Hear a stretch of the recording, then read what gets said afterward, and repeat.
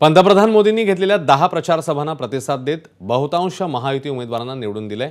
या 10 मतदारसंघांपैकी फक्त अकोला पश्चिमचा अपवाद वगळता सभा झालेल्या ठिकाणी महायुतीचे उमेदवार विजयी झाले। अकोला पश्चिममध्ये मात्र काँग्रेसच्या साजिद खान यांनी बाजी मारली। पंतप्रधान मोदींनी धुळ्यापासून सभांना सुरुवात केली। धुळ्यामध्ये भाजपचे अनुप अग्रवाल यांनी ठाकरे गटाच्या अनिल गोटे यांचा 45,000 मतांनी पराभव केलाय, तर नाशिक पूर्वमध्ये राहुल ढिकलेंचा विक्रमी मतांनी विजय झाला। नांदेडमधल्या किनवटमध्ये महायुतीचे भीमराव केराम विजयी झाले। पंतप्रधानांनी सभा घेतलेल्या चिमूरमध्ये बंटी भांगडिया, सोलापुरात विजयकुमार देशमुख यांच्यासह 5 मतदारसंघात विजय संपादन करता आलाय। पुण्यातही ज्येष्ठ नेते चंद्रकांत पाटील यांचा विक्रमी मताधिक्याने विजय झालाय। छत्रपती संभाजीनगर आणि पनवेल अशा ठिकाणीही मोदींनी सभा घेतल्या, तिकडेही महायुती उमेदवारांचा विजय झालाय।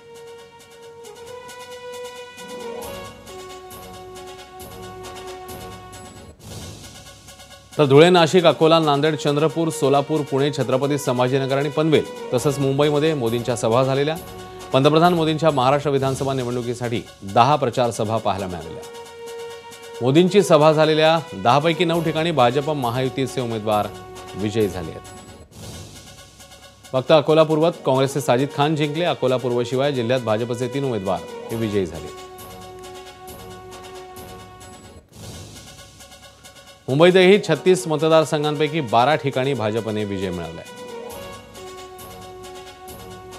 मोदींच्या सभांचा परिणाम संबंधित मतदारसंघासोबतच आजूबाजूच्या जागेसाठी देखील पाहायला मिळालाय। पहिली सभा झालेल्या धुळ्यातल्या शिरपूरमध्ये भाजपच्या काशीनाथ पावरा यांना राज्यामध्ये सर्वाधिक मताधिक्य मिळालंय। एबीपी माझा, उघडा डोळे बघा नीट।